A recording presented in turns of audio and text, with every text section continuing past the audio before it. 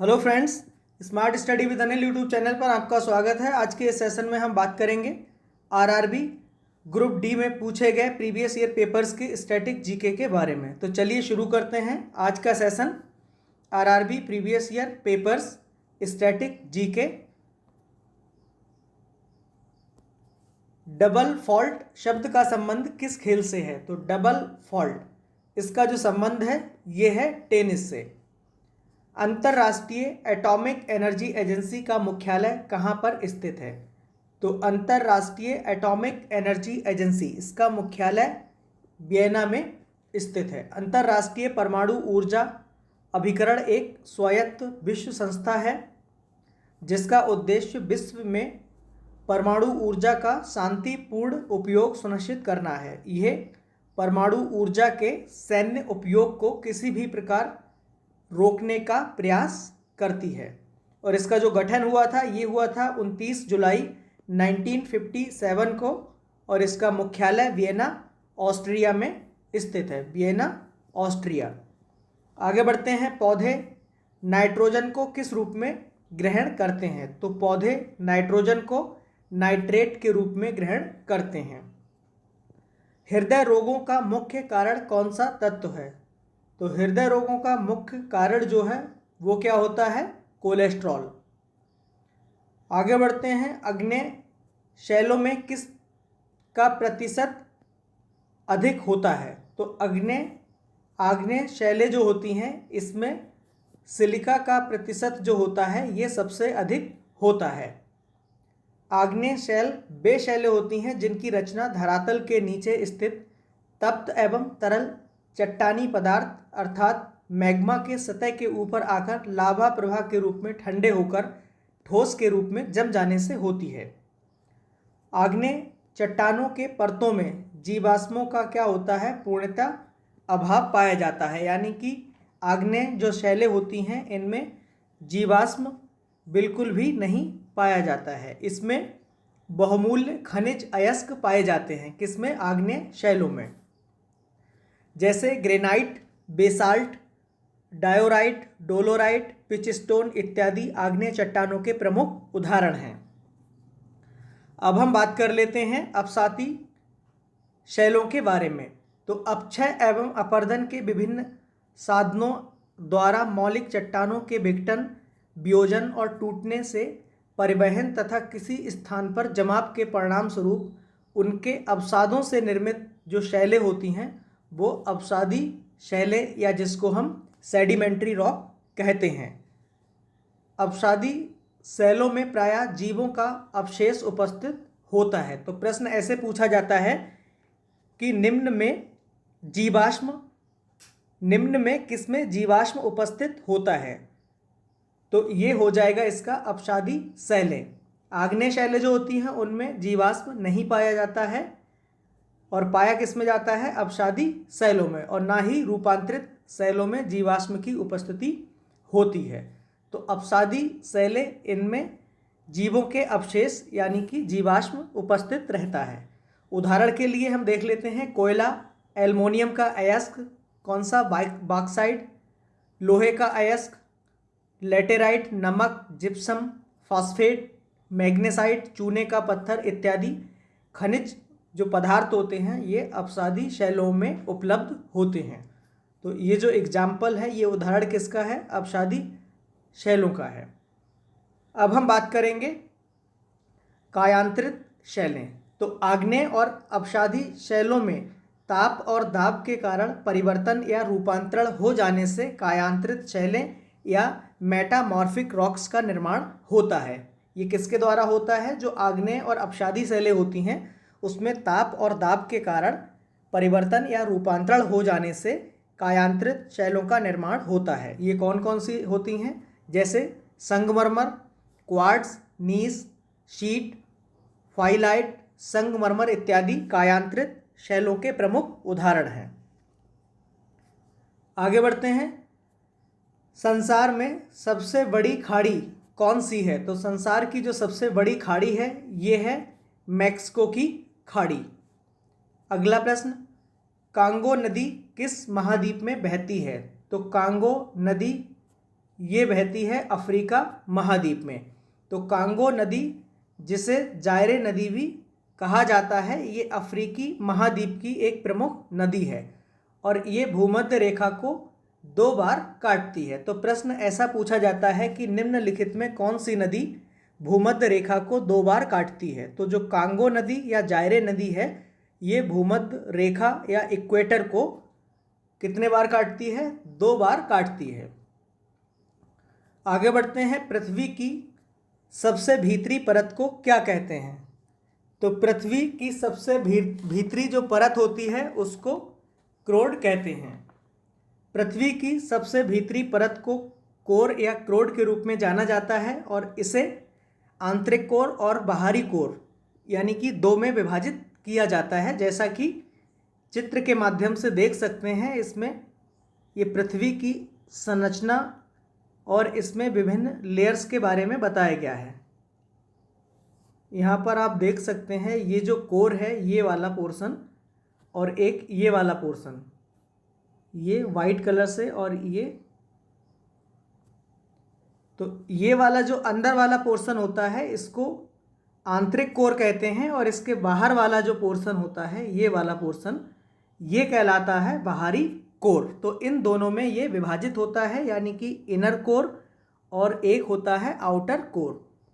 और ये जो कलर से है, ये वाली जो लेयर है इसकी, ये क्या कहलाती है? ये मेंटल कहलाती है। और मेंटल के जो ऊपर वाली लेयर होती है जो कि बहुत ही पतली होती है, तो ये लेयर कहलाती है क्रस्ट, यानी कि पृथ्वी की सबसे ऊपर वाली परत, उसको क्रस्ट कहते हैं। और इसके जस्ट नीचे वाली ये वाला जो पोर्शन है ये क्या कहलाता है? मेंटल। और ये अंदर की जो 2 लेयर्स हैं इसमें इसको आउटर लेयर और इस वाली लेयर को कहते हैं इनर लेयर या इनर कोर। फिर इसके बाद इसमें निकिल और आयरन की उच्च सांद्रता होती है। किस में होती है? ये क्रोड में, यानी कि निकिल और आयरन Fe। तो इसको हम कह सकते हैं इसमें निफे की सांद्रता होती है, Ni निकिल और Fe लोहा। तो इसकी उच्च सांद्रता हो गई। बाहरी कोर जो है वो आंतरिक कोर के चारों ओर पृथ्वी की सतह से 2900 किलोमीटर और 5100 किलोमीटर के बीच स्थित होती है। यानी कि ये जो लेयर है इनर लेयर, इसकी पृथ्वी से जो दूरी होती है ये कितनी है? 5100 किलोमीटर। और जो आउटर लेयर है ये यहाँ से ये जो दूरी होती है ये कितनी रहती है? 2900 किलोमीटर। तो इनर कोर ये 5100 किलोमीटर की जो डिस्टेंस होती है पृथ्वी से, और आउटर लेयर की जो डिस्टेंस होती है वो कितनी होती है? 2900 किलोमीटर। अब हम इसमें बात करेंगे कि पृथ्वी की जो संरचना होती है वो 3 परतों से मिलकर बनी होती है। 3 भागों में पृथ्वी की जो संरचना है इसको हम देख सकते हैं। पहला कौन सा है? पहला भूपर्पटी, जिसको हम क्रस्ट कहते हैं। क्रस्ट में क्या होता है कि क्रस्ट में सियाल और सीमा 2 क्षेत्र होते हैं। कौन कौन से? सियाल और सीमा। तो सियाल यानी कि Si और Al मतलब एल्युमिनियम, और इसमें सीमा में सियाल और Ma ये क्या हो जाएगा? मैग्नीशियम। तो अगर हम बात करें कि जो क्रस्ट होती है या भूपर्पटी होती है, इसमें सबसे अधिक जो अधिकता होती है, ये प्रश्न ऐसा पूछा जाता है कि जो क्रस्ट होती है या भूपर्पटी, इसमें सबसे ज़्यादा अधिक मात्रा किस तत्व की होती है? तो इसमें सबसे जो अधिक मात्रा होती है वो ऑक्सीजन की होती है। इसके बाद जो दूसरा नंबर आता है वो किसका होता है? सिलिकॉन का। ये जो Si है ये क्या? सिलिकॉन या रेत भी हम कह सकते हैं। तो सिलिका की मात्रा ऑक्सीजन के बाद होती है। ऑक्सीजन की मात्रा इसमें सबसे ज़्यादा क्रस्ट में होती है, कितनी? 46.60%। और वहीं अगर हम सिलिकॉन की बात करें Si, तो ये हो जाती है 27.72%। और तीसरे स्थान पर नंबर आता है एल्युमिनियम का, जिसकी मात्रा 8.81%। और इसके बाद क्या रहता है? फिर मैग्नीशियम जो है 4th नंबर पर पाया जाता है। अब हम बात कर लेते हैं इसके मेंटल की। मेंटल या जिसको हम आवरण भी कहते हैं, ये मेंटल जो होता है वो बेसाल्ट पत्थरों के समूह की चट्टानों से मिलकर बना होता है, जिसमें मैग्मा चैम्बर्स पाए जाते हैं। तो मैग्मा चैम्बर्स जो पाए जाते हैं वो इस वाली लेयर में पाए जाते हैं, जिसको आवरण या मेंटल कहते हैं। और जो कोर वाला क्षेत्र होता है, इसमें अभी हमने बात किया, इसमें निकेल और फेरस, निफे, NeFe, तो निकेल और फेरस की अधिकता होती है। आगे बढ़ते हैं। भारत कब संयुक्त राष्ट्र संघ का सदस्य बना? तो भारत 1945 में संयुक्त राष्ट्र संघ का सदस्य बना। संयुक्त राष्ट्र एक अंतर्राष्ट्रीय संगठन है। संयुक्त राष्ट्र की स्थापना कब हुई थी? 24 अक्टूबर 1945 को संयुक्त राष्ट्र अधिकार पत्र पर 50 देशों के हस्ताक्षर होने के साथ हुई। वर्तमान में संयुक्त राष्ट्र में कुल सदस्य देशों की जो संख्या है वो 193 है। विश्व के लगभग सारे अंतर्राष्ट्रीय मान्यता प्राप्त राष्ट्र शामिल हैं। इस संस्था की संरचना में महासभा, सुरक्षा परिषद, आर्थिक व सामाजिक परिषद, सचिवालय, अंतर्राष्ट्रीय न्यायालय आदि शामिल हैं। संयुक्त राष्ट्र महासभा के जो महासचिव हैं वर्तमान में, ये कौन है? Antonio Guterres. आगे बढ़ते हैं। पंचायती राज लोकतांत्रिक के किस सिद्धांत पर आधारित है? तो पंचायती राज लोकतांत्रिक के विकेंद्रीकरण के लाभ या सिद्धांत पर आधारित है। द्वितीय सिख युद्ध किसके समय में हुआ था? तो द्वितीय सिख युद्ध हुआ था लॉर्ड डलहौजी के कार्यकाल में। द्वितीय आंग्ल सिख युद्ध पंजाब के सिख प्रशासित क्षेत्रों वाले राज्य और अंग्रेजों के ईस्ट इंडिया कंपनी के बीच 1848-49 के बीच लड़ा गया था। इसके परिणाम स्वरूप सिख राज्य संपूर्ण हिस्सा अंग्रेज राज्य का अंग बन गया था। आगे बढ़ते हैं। ईस्ट इंडिया कंपनी की स्थापना कब हुई थी? तो ईस्ट इंडिया कंपनी की स्थापना हुई थी 31 दिसंबर 1600 ईस्वी में। भारत का प्रत्येक नागरिक भ्रष्ट है, ये कथन किसका है? तो ये कथन दिया था लॉर्ड कॉर्नवालिस ने। प्राचीन भारत में नौसेना का सर्वप्रथम प्रयोग किसने किया था? तो प्राचीन भारत में सर्वप्रथम नौसेना का जो प्रयोग है वो किया था चोल राजा राजेंद्र प्रथम ने। प्रोटीन एक है, प्रोटीन क्या है? प्रोटीन एक पॉलीपेप्टाइड्स है। अगला प्रश्न, शीशे के सिक्के किसके शासनकाल में बनाए गए थे? तो शीशे के सिक्के ये बनाए गए थे सातवाहन राजवंश के शासनकाल में। सातवाहन वंश की जो स्थापना है वो 230 से 60 ईसा पूर्व के बीच राजा सिमुक के द्वारा की गई। राजा सिमुक जो हैं वो इसके संस्थापक हैं। सातवाहन राजवंश के द्वारा अजंता और एलोरा की गुफाओं का निर्माण कराया गया था। अजंता और एलोरा ये कहाँ स्थित हैं? ये औरंगाबाद यानी महाराष्ट्र में स्थित हैं। सातवाहन राजाओं ने चांदी, तांबे, शीशे, पोटीन और कांसे के सिक्कों का प्रचलन किया। तो चांदी, तांबा, शीशा, पोटीन और कांसा। ब्राह्मणों को भूमि दान करने की जो प्रथा है ये आरंभ किसने की थी? सातवाहन राजाओं ने की थी। आगे बढ़ते हैं। भारत में दलहीन जनतंत्र की वकालत सबसे पहले किसने की थी? तो दलहीन जनतंत्र ये की थी MN रॉय ने।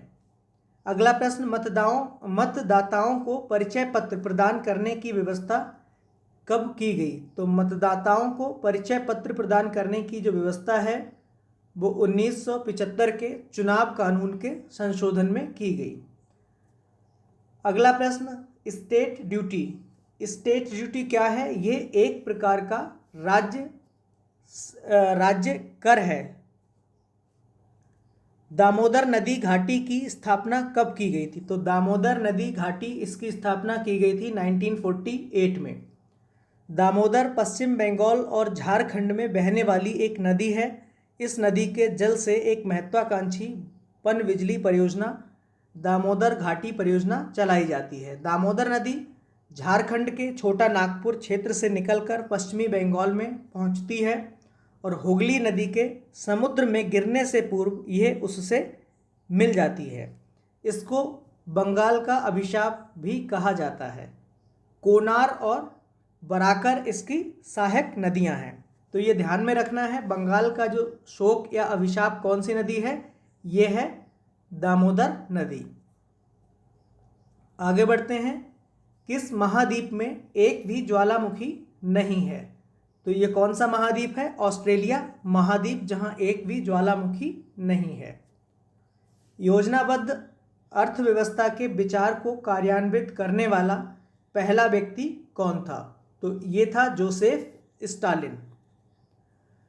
सुएज नहर भूमध्य सागर को किस सागर से जोड़ती है? तो सुएज नहर भूमध्य सागर को लाल सागर से जोड़ती है। ये प्रश्न भी कई बार एग्जाम्स में देखने को मिल जाता है। तो सुएज नहर भूमध्य सागर और लाल सागर को जोड़ती है।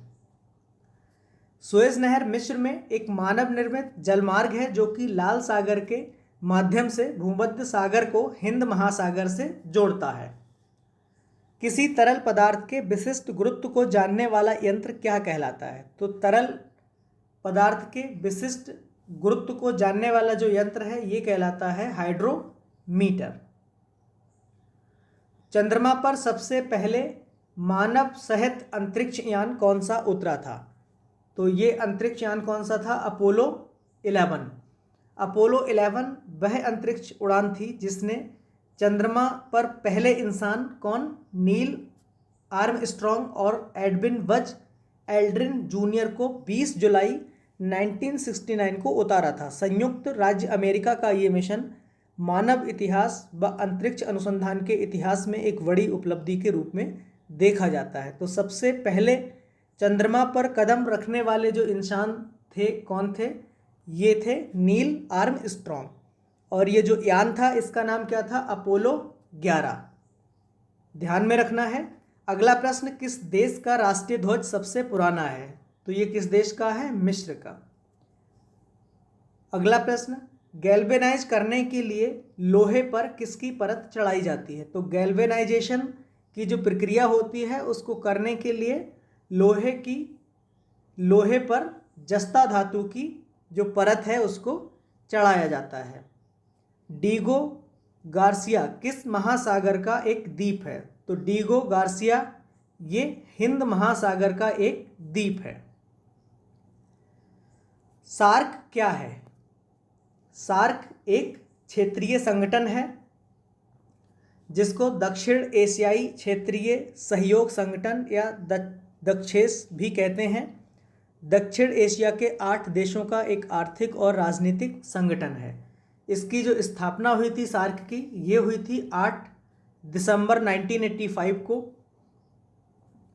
किसने मिलकर की थी? भारत, पाकिस्तान, बांग्लादेश, श्रीलंका, नेपाल, मालदीव और भूटान के द्वारा मिलकर की गई थी। अप्रैल 2007 में संघ के 14वें शिखर सम्मेलन में अफगानिस्तान को इसका 8वां सदस्य बनाया गया था। और सार्क का जो हेडक्वार्टर है ये नेपाल के काठमांडू में स्थित है। UNHCR संस्था किससे संबंधित है? तो UNHCR जो संस्था है इसका संबंध किससे है? शरणार्थियों से। कावेरी जल विवाद किन 2 राज्यों से संबंधित है? तो कावेरी जल विवाद ये तमिलनाडु राज्य और कर्नाटक राज्य से संबंधित है। अंतर्राष्ट्रीय कोर्ट ऑफ जस्टिस के प्रथम भारतीय न्यायाधीश कौन थे? तो ये कौन थे? ये थे न्यायाधीश नागेंद्र सिंह। कुतुब मीनार को किसने पूरा करवाया था? तो कुतुब मीनार को जो पूरा कराने का श्रेय जाता है ये जाता है इल्तुतमिश को, जबकि कुतुब मीनार की जो नींव रखी थी ये रखी गई थी कुतुबुद्दीन ऐबक के द्वारा। तो ऐसा पूछा जाता है कि कुतुब मीनार का निर्माण किसने करवाया? तो ये हो जाएगा कुतुबुद्दीन ऐबक। लेकिन उसको पूरा किसने करवाया? तो पूरा कराने का श्रेय जो है वो इल्तुतमिश को जाता है, जबकि नींव रखी थी कुतुबुद्दीन ऐबक ने। इक्तादारी व्यवस्था की शुरुआत किसने की थी? तो इक्तादारी प्रथा व्यवस्था इसकी शुरुआत की गई थी इल्तुतमिश के द्वारा। अंत्योदय का विचार किसने दिया? तो अंत्योदय इसका जो विचार है वो दिया था जयप्रकाश नारायण ने। भारत सरकार ने शहरी और ग्रामीण गरीबों के लिए दीनदयाल उपाध्याय अंत्योदय योजना का जो आरंभ है वो 25 सितंबर 2014 को किया। आगे बढ़ते हैं, हेमावती किस नदी की सहायक नदी है? तो हेमावती नदी जो है ये कावेरी नदी की एक सहायक नदी है। हॉगेनकॉल झरना किस नदी पर स्थित है? तो हॉगेनकॉल जलप्रपात या झरना ये भारत के तमिलनाडु राज्य के धर्मपुरी जिले और कर्नाटक राज्य के चामराजनगर जिले की सीमा पर कावेरी नदी पर स्थित एक जलप्रपात है। तो हॉगेनकॉल झरना ये कावेरी नदी पर स्थित है। पश्चिमी घाट को किस नाम से जाना जाता है? तो पश्चिमी घाट जो है इसको सह्याद्री के नाम से जाना जाता है। वास्को डी गामा कालीकट बंदरगाह पर कब पहुंचा? तो वास्को डी गामा 1498 ईस्वी में कालीकट बंदरगाह पर पहुंचा था। बांग्लादेश ने कब स्वतंत्रता हासिल की थी? तो बांग्लादेश ने जो स्वतंत्रता हासिल की थी ये की थी 16 दिसंबर 1971 को। पृथ्वी का दक्षिणी ध्रुव किस भूखंड पर स्थित है? तो पृथ्वी का दक्षिणी ध्रुव ये स्थित है अंटार्कटिका भूखंड पर। सबसे छोटा दिन कब होता है? सबसे छोटा दिन अगर हम उत्तरी गोलार्ध की बात करें तो ये होता है 22 दिसंबर को, और अगर दक्षिणी गोलार्ध की बात करें तो सबसे छोटा जो दिन है वो 21 जून होता है। कहाँ? दक्षिणी गोलार्ध में। होम्योपैथी का जन्म किस देश में हुआ था? तो होम्योपैथी इसका जन्म हुआ था जर्मनी में। अगला प्रश्न, महानदी कहाँ पर गिरती है? तो महानदी ये गिरती है बंगाल की खाड़ी में। छत्तीसगढ़ तथा ओडिशा अंचल की सबसे बड़ी नदी है। प्राचीन काल में महानदी का नाम क्या था? चित्रोत्पला था। महानदी एवं नीलोत्पला की भी महानदी के ही नाम है। तो महानदी के जो नाम हैं वो कौन कौन से हैं? महानंदा और नीलोत्पला ये महानदी के ही नाम हैं। और महानदी का जो उद्गम है वो रायपुर के समीप किससे? धमतरी जिले में स्थित सिहावा नामक पर्वत श्रेणी से हुआ है। पैरी, सोंढुर, शिवनाथ, हसदेव, अरपा, जोंक और तेल आदि ये महानदी की प्रमुख सहायक नदियां हैं। इस पर बने प्रमुख बांध कौन कौन से हैं? रुद्री, गंगरेल और हीराकुंड। ये काफ़ी इम्पॉर्टेंट है। महानदी पर हीराकुंड जो डैम है ये बना हुआ है। ये नदी पूर्वी मध्य प्रदेश और उड़ीसा की सीमाओं को भी निर्धारित करती है। आगे बढ़ते हैं, बटरफ्लाई शब्द का संबंध किस खेल से है? तो बटरफ्लाई इसका जो संबंध है ये है तैराकी से। लिबर्टी की प्रतिमा कहाँ पर स्थित है? तो लिबर्टी की जो प्रतिमा है ये न्यूयॉर्क नगर के निकट स्थित है। राष्ट्रीय युवा दिवस कब मनाया जाता है? तो राष्ट्रीय युवा दिवस ये मनाया जाता है 12 जनवरी को। भारत में स्वामी विवेकानंद की जयंती अर्थात 12 जनवरी को प्रतिवर्ष राष्ट्रीय युवा दिवस के रूप में मनाया जाता है। अंतर्राष्ट्रीय युवा दिवस पूरे विश्व में 12 अगस्त को मनाया जाता है। तो राष्ट्रीय युवा दिवस ये मनाया जाता है 12 जनवरी को, और अंतर्राष्ट्रीय युवा दिवस ये प्रत्येक वर्ष मनाया जाता है 12 अगस्त को। क्रिकेट खेल में पॉपिंग क्रीज की माप कितनी होती है? तो पॉपिंग क्रीज इसकी जो माप होती है 4 फुट। रेबीज के इलाज की खोज किसने की थी? तो रेबीज का जो टीका था वो किसने खोजा? लुई पास्चर ने। अगला प्रश्न, जल की कठोरता किसकी उपस्थिति के कारण होती है? तो जल में जो कठोरता होती है ये मैग्नीशियम बाइकार्बोनेट की उपस्थिति के कारण होती है। गन धातु या बेल मेटल किसकी मिश्र धातु है? तो गन मेटल ये तांबा, जस्ता और टिन की मिश्र धातु है। सूखा बालू चमकीला तथा गीला बालू धुतिहीन दिखाई क्यों देता है? इसका मुख्य कारण है परावर्तन के कारण। पृथ्वी की अपेक्षा चंद्रमा का द्रव्यमान कितना होता है? तो पृथ्वी की अपेक्षा चंद्रमा का जो द्रव्यमान होता है वो 1/81 होता है। अगला प्रश्न, मौलिक कर्तव्यों का प्रावधान किस देश से लिया गया है? तो भारतीय संविधान में मौलिक कर्तव्यों का जो प्रावधान है वो रूस के संविधान से लिया गया है। स्वर्ण सिंह समिति की सिफारिश पर वर्ष 1976 में 42वें संविधान संशोधन अधिनियम के द्वारा मौलिक कर्तव्यों को संविधान के भाग 4A में अनुच्छेद 51A में जोड़ा गया था। इसमें कुल 10 मूल कर्तव्यों को शामिल किया गया था, जबकि 2002 में 86वें संविधान संशोधन के द्वारा एक और मूल कर्तव्य जोड़ा गया, जिसमें 11वां जो मूल कर्तव्य था इसमें क्या था कि 6 से 14 वर्ष तक की आयु के बीच के अपने बच्चों को शिक्षा के अवसर उपलब्ध कराना। तो इसके साथ ही हमारे भारतीय संविधान में जो मौलिक कर्तव्य हैं उनकी संख्या अब कितनी हो गई है? 11 हो गई है। जबकि जो हमारा मूल संविधान है, मूल संविधान में मौलिक कर्तव्यों का वर्णन नहीं था। इनको स्वर्ण सिंह समिति की सिफारिश के आधार पर 1976 में 42वें संविधान संशोधन के द्वारा 10 मूल कर्तव्यों को शामिल किया गया और 2002 में 86वें संविधान संशोधन के द्वारा एक और मूल कर्तव्य जोड़कर अब मूल कर्तव्यों की जो संख्या है वो 11 हो गई है। तो आज के लिए बस इतना ही। धन्यवाद।